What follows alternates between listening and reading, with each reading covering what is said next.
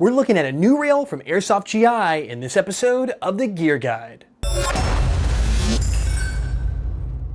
Well guys, if you know me, you know I'm a huge fan of rails. Pretty much every gun I own, if it doesn't have a rail, gets one put on pretty much the next day after I pick it up. So when I had a chance to look at the new rail, the G4 M-Lok 13-inch rail from Airsoft GI, I of course jumped at the chance.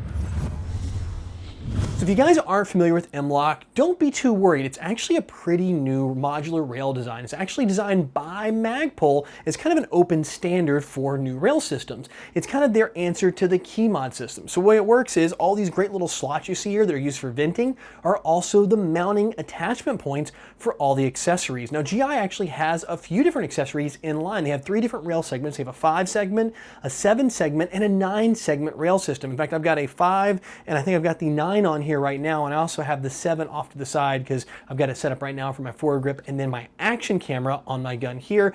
But you can also use any of the Magpul accessories, which they've got everything from like angled foregrips to hand stops to rail panels to you name it. There's just about an infinite option for rail accessories for the M-Lok system. Now on the G4 M-Lok rail here, like I said, it's 13 inches front to back, so it fits perfectly on your 14.5-inch outer barrel rifle, which is pretty much the standard military M4 length. If you get something a little shorter, like even down to about a 12-inch, you can even do that cool recessed look where you put the flash hider inside, because there's really just enough room to get most flash hiders recessed down in here, but not enough to put a suppressor in. But that's not a big deal because most people, this thing's gonna fit just perfect because it's that 13-inch length. So they give you a top rail that extends end to end on this. So you can put your iron sights, your lasers like I have here, any kind of optics, flashlights, whatever you need. And when it comes time to put things like your contour camera or foregrip here on the side, you can move these modular panels around. They actually have 2 or 3 screws depending on the length of the rail segment. And like I said, you can position this wherever you want. So if you like your foregrip way out here, you can move the rail segment out here. If you want a smaller rail segment, just pick up the 5 segment and put it out here in the end. What's also neat about the M-Lok system, and especially the GI rails, is they are reversible. So unlike on the Keymod system where they actually have to be oriented a certain way, M-Lok is reversible, which makes it really great. So if you want the rail just slightly offset on one angle or another, the M-Lok allows you to do that, which the Keymod doesn't. Now the rail's made of aluminum and it's anodized in a kind of a satin matte black finish, which is really nice, really well done.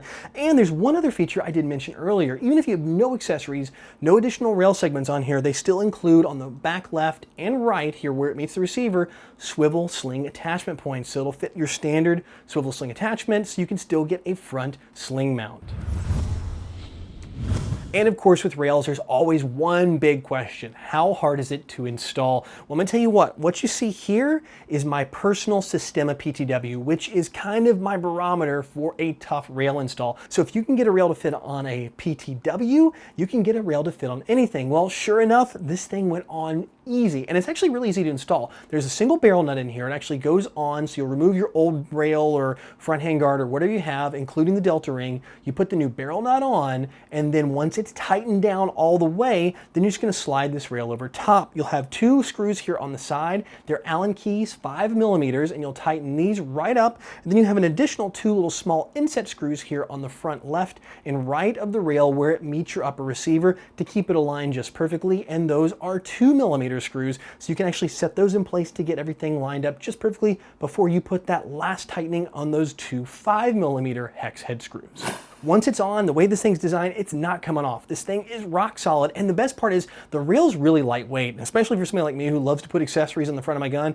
Any way I can save a little bit of weight to balance out the lasers and lights and all the cool stuff I throw in here helps me out a bunch. So guys, if you've been looking for a new rail system, something that looks modern, up-to-date, lightweight, but also has the modularity of M-Lok, definitely check out Airsoft GI's new G4 13-inch M-Lok rail. You can pick it up for right around $85 or so US, and you can get the rail segments for anywhere between about $13 and $17, or the 3-pack is just under $40. So guys, what do you think of modular rails? I know rails are huge. I mean, pretty much everybody throws them on their gun, but what about this new modular thing? So do you think the whole Keymod thing has come and gone and M-Lok's the way of the future? Do you think that there's room in this industry and the firearms industry for both of these standards? Let me know down in the comment section below. Well guys, that's it for this episode of the Gear Guide. I'll be back in the next one where I review a totally clear glass handguard that doesn't seem like it's gonna work out too well.